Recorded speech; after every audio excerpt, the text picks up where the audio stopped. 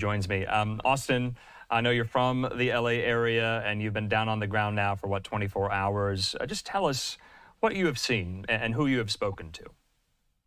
I've been covering, thankfully, some of the more positive aspects of everything that's been taking place out there.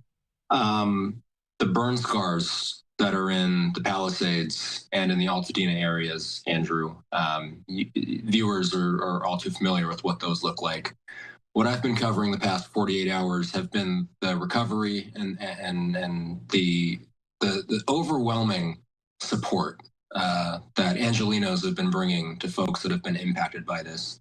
I've spent the last few days at sites in West LA and in Pasadena today, where we saw literally hundreds of people. I swear, the volunteers are outpacing the victims at these places. What we've been seeing is nothing short of inspiring. I am from the area, as you mentioned, and I have witnessed a wildfire or two in my day. I've covered wildfires throughout my life, and this one is it's a different beast. The speed, the ferocity at which the flames made their way through the Palisades and through the Altadena area and through portions of Pasadena.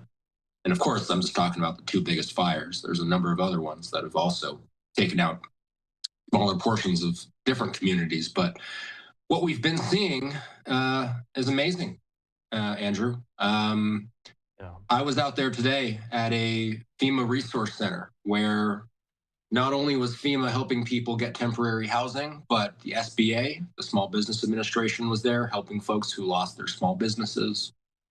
Cal OES was out there helping people with everything from their taxes to their pets to you name it. I mean, there's an unlimited amount of stories to tell, an unlimited amount of problems that people are facing. Of course, the loss of life and property is what gets covered most often on the news, but there's all these side stories as well. People lose their jobs because their workplace burns down.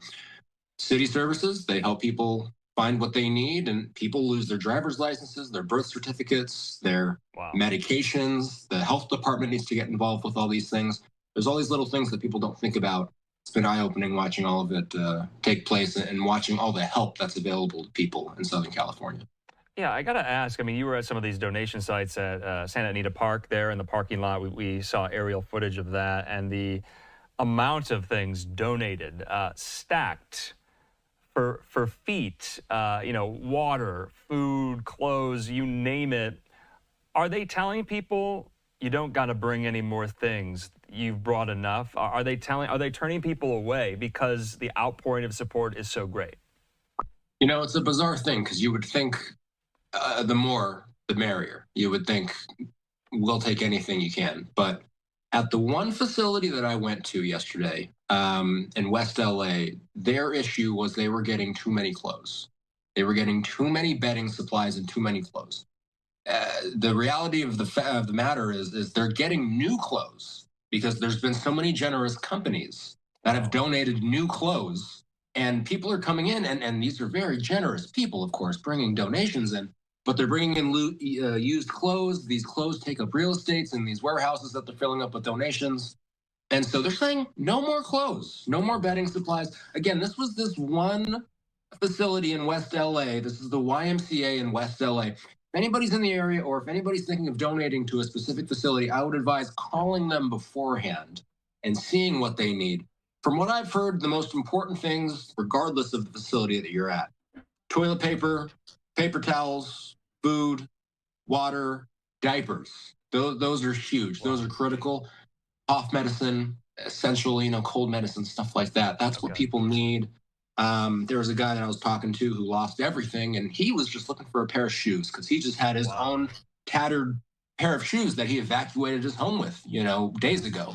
That's all he had left. So these people are going into these places. They're looking for anything they can, and honestly, it's heartbreaking to tell their stories, but it's equally heartwarming to watch the outpouring of support around SoCal. Austin, before we let you go, we're about to go into Fox 11's coverage here.